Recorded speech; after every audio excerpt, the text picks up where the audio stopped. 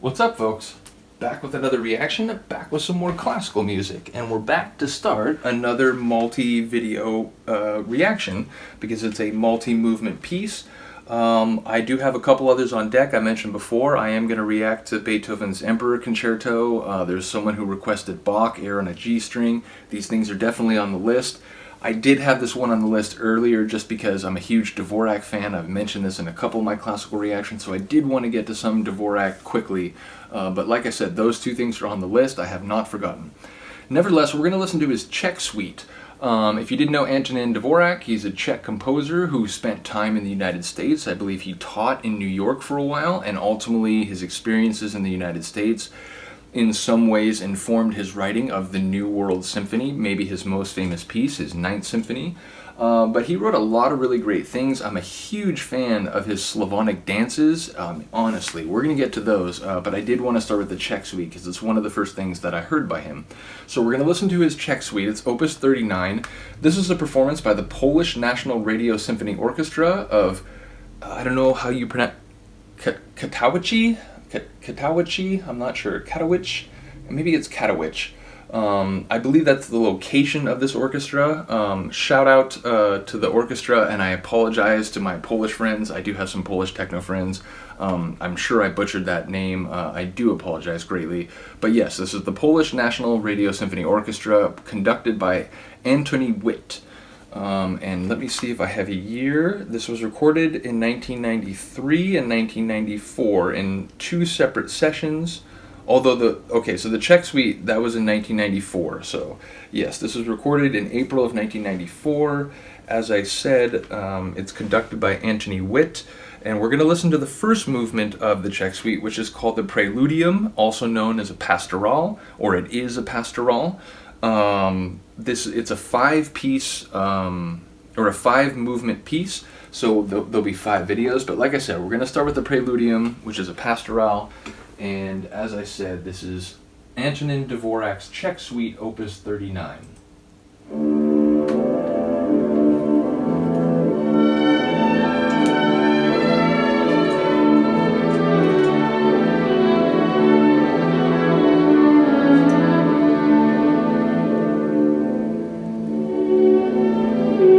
Sort of lyrical, this opening.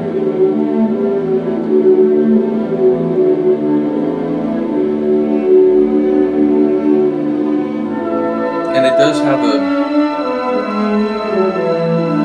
warming up, beginning your day sort of feel to it.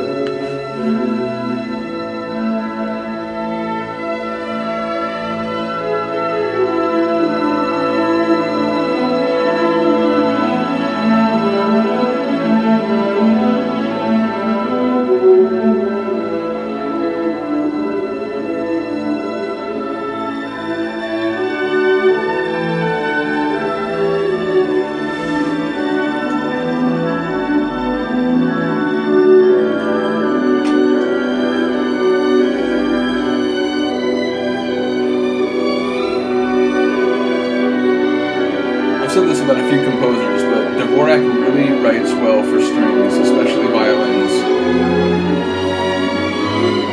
The Slavonic dances are full of that.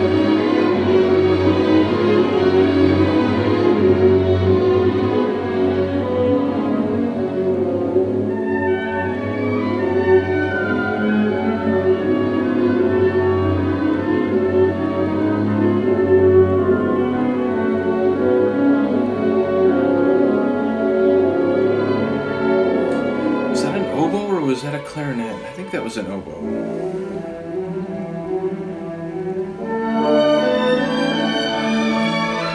That is a great melodic line.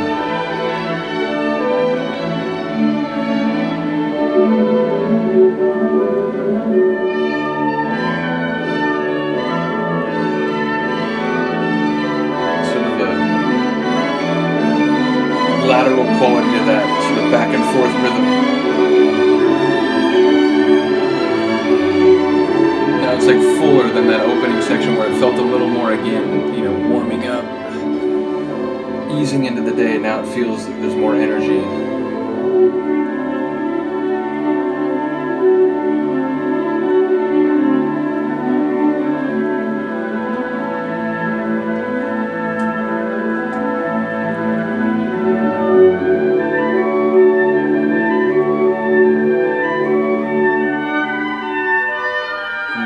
that was a clarinet before, and I think eventually joined by other woodwinds.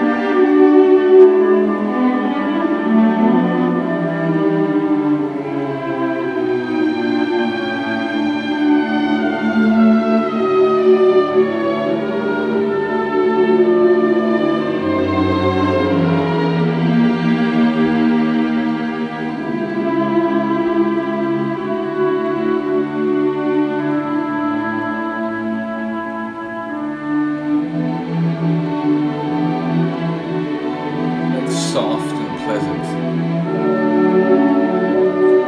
I once heard a conductor say to the orchestra, "Play as if you're speaking gently to each other." There's a bit of that vibe going on here.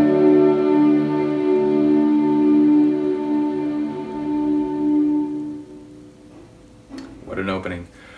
There's some really great parts to this coming. I do think this sets the stage excellently. As I mentioned, it really does feel like a beginning of the day, working your way into the activity in the sunshine. So let me know what you think. Let me know if you're fond of this piece, and there's one movement in particular you're waiting for. There is one that I'm waiting for, but I don't remember. I think it's the finale. I did, because Furiant is the direction for that one. Nevertheless, I know that there are multiple good movements coming, even if there's one in particular that I have in my mind. I think it's the finale. Nevertheless, we're going to go through the whole thing. The next one will be the polka. So if you're interested in this piece, do let me know. If you like Dvořák, do let me know. If you're a fan of his Slavonic dances, please let me know. It's one of my favorite pieces. There's so many great individual movements. And there's a number of them. He wrote them in 2 parts. He wrote a group of them, and then I think a couple years later, maybe even longer than that, he wrote another batch of them. So we'll get to those eventually. But like I said, do let me know if you're a fan of the Czech Suite or Dvořák more generally. I'd love to hear it. Any Polish people out there, I do apologize. Let me know the correct way to pronounce that name. As I said, I do try to get names right, but sometimes me being an American, my ignorance shines through, so I apologize.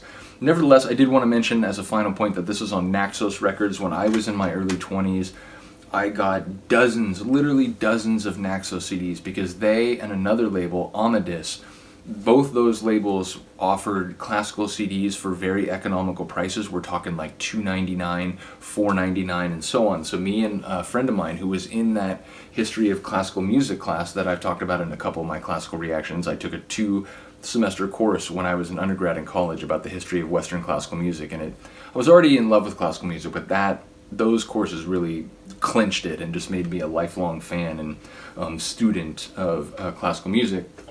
And so during that time, me and a friend of mine who was in that class with me, we would go to this local CD shop, this local music store, and we would just go through their classical section and their Naxos and their Amadis and just, I'm going to get this and this and this.